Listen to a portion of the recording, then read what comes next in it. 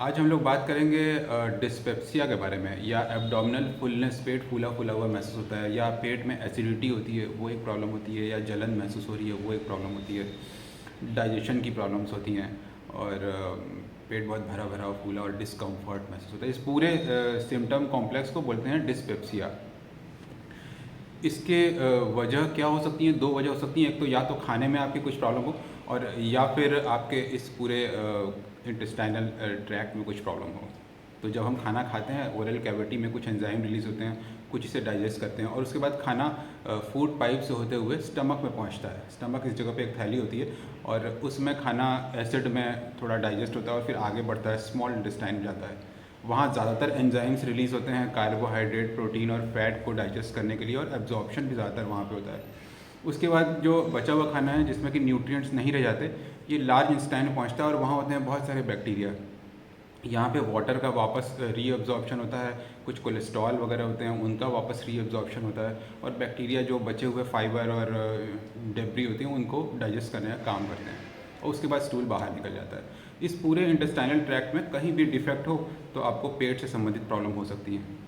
तो हम शुरू करते हैं, सारी एक एक करके सारे कारणों के बारे में डिस्कस करेंगे। तो सबसे पहला और सबसे कॉमन कारण है ओवर ईटिंग। हमने बहुत ज़्यादा खा लिया तो पेट फूला हुआ लगेगा।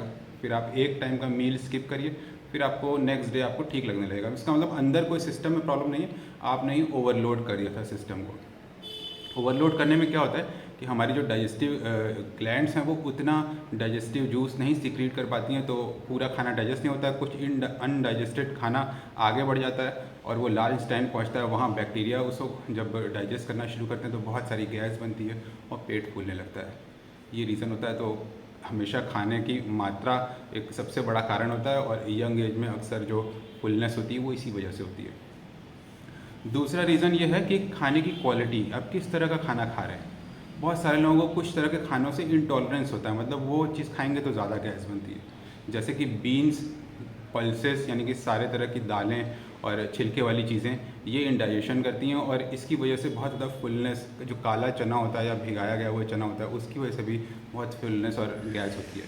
तो बीन, सारे तरह के राजमा, लोबिया, सोयाबीन वगैरह, सारी तरह की दालें, छिलके वाली दालें स्पेशली, और पीज़, मटर, छोला, ये सब जो है बहुत ज़्यादा गैस करते हैं। क्यों? क्योंकि इसमें होता है बहुत सारा फाइबर। फाइबर वो चीज़ है जिसे हम डाइजेस्ट नहीं कर पाते, तो हमारा पूरा डाइजेशन हो जाता है और ये फाइबर पहुंचता है स्मॉल इंटेस्टाइन से लार्ज इंटेस्टाइन में। वहाँ बहुत सारे बैक्टीरिया इसे खाना शुरू करते हैं और खूब सारी गैस बनाते हैं और हमारा पेट फूल जाता है। तो अगर आपको पेट फूलने की प्रॉब्लम है तो ये वाले खाने मत खाइए। दूसरा जो सबसे कॉमन प्रोडक्ट है वो है डेयरी प्रोडक्ट, मिल्क और इससे रिलेटेड चीज़ें, पनीर वगैरह। क्योंकि कुछ लोगों को मिल्क प्रोडक्ट से इंटॉलरेंस होता है।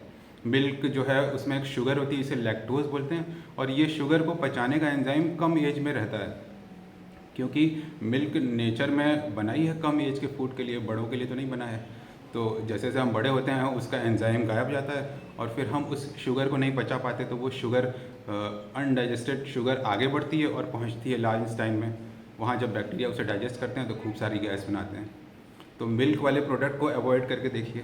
तीसरा जो सबसे फुलनेस का एक कॉमन रीज़न है वो है एग। बहुत से लोगों को जो एग प्रोटीन है वो डाइजेस्ट नहीं हो पाता, और जब भी एग खाते हैं तो बहुत ज़्यादा पेट फूलता है। तो ये कुछ खाने की क्वालिटी। इसके अलावा बहुत सारे ऐसी चीज़ें हैं जिसका कि जो कि स्पेसिफिक हो सकती है किसी पर्सन में। जैसे कोई ये कहता है कि मैं बैगन खाता हूँ, बैगन से मुझे प्रॉब्लम होती है। कोई ये कह सकता है कि मैं कोई स्पेसिफिक सब्जी खाता हूँ तो उसी वजह से मुझे प्रॉब्लम हो सकती है। तो ये आपको नोटिस करना पड़ेगा कि वो कौन सी चीज़ है जिससे कि आपको ये प्रॉब्लम हो रही है। कुछ ऐसे टेस्ट होते हैं जो फूड एलर्जीज़ का पता करते हैं। तो अगर आप इस तरह का कोई टेस्ट करेंगे तो आपको पता चल जाएगा एग्जैक्टली आपको क्या क्या चीज़ें नहीं खानी। फिर खानों की क्वालिटीज़ के बाद ड्रिंक्स, जो भी कार्बोनेटेड ड्रिंक्स होते हैं इसमें बहुत सारी कार्बन डाइऑक्साइड है। जैसे सोडा और कोल्ड ड्रिंक्स, जब आप इसे खूब सारा लेंगे और दिन भर लेंगे तो उसमें बहुत सारी कार्बन डाइऑक्साइड है, ये एसिड से मिलेगी और रिलीज़ होगी, और पेट आपका एकदम से फूल जाएगा। फिर ये धीरे धीरे सेल्स में एब्जॉर्ब होती है और फिर ब्लड में चली जाती है, तो लेकिन इसमें टाइम लगता है। तो तब तक जब तक कि कार्बन डाइऑक्साइड खूब भरी हुई आपको फुलनेस महसूस होगी। तो अगर आपको बार बार ब्लोटिंग की प्रॉब्लम हो रही है तो कार्बोनेटेड ड्रिंक्स मत लीजिए। तो एक तो हमने बात की कि ओवर ईटिंग, दूसरी हमने बात की कुछ स्पेसिफिक फूड होते हैं जिनसे हमेशा प्रॉब्लम होती है, वो नहीं लेना है। तीसरा हमने बात की कि कुछ ऐसे ड्रिंक्स होते हैं जिसमें कि बहुत ज़्यादा कार्बन डाइऑक्साइड होती है, तो वो प्रॉब्लम करती है। अब हम लोग बात करेंगे इंटेस्टाइनल ट्रैक्ट में भी हो सकता है प्रॉब्लम हो, हमारा खाना पीना ठीक हो। ज़्यादातर लोग ये कहते हैं कि हम खा तो बहुत कम रहे हैं पर फिर भी फुलनेस महसूस होती है। तो हम शुरू करते हैं ऊपर से, ओरल कैविटी से।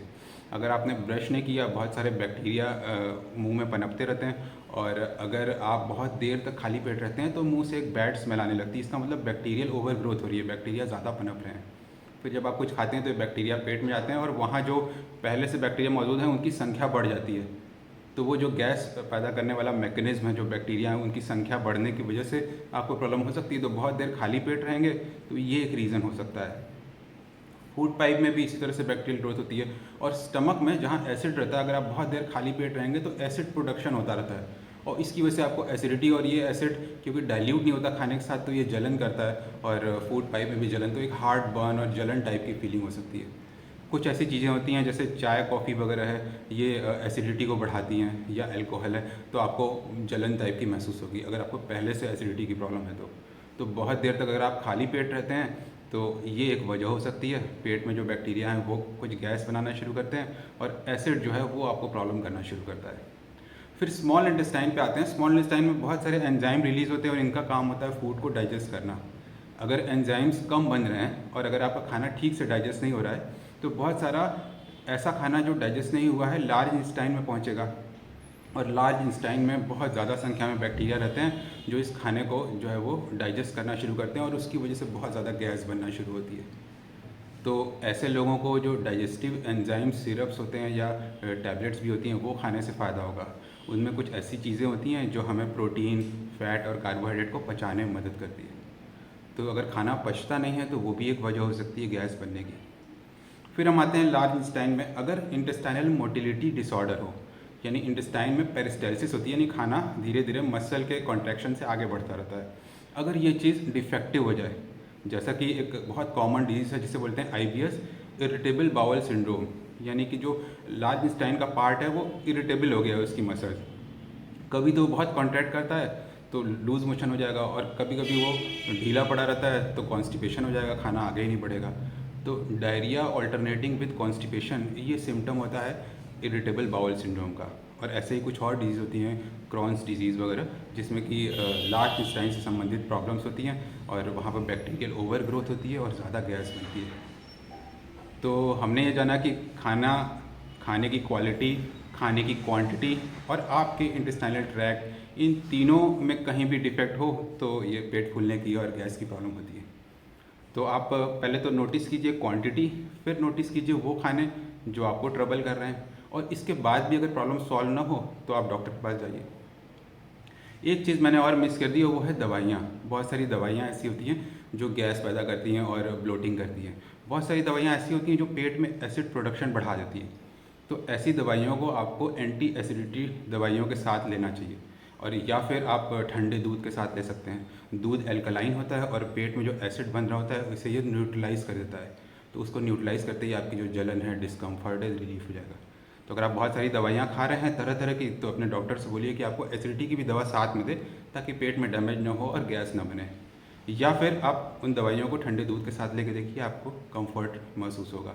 तो दवाइयाँ भी एक रीज़न होती हैं फुलनेस की और ब्लोटिंग की।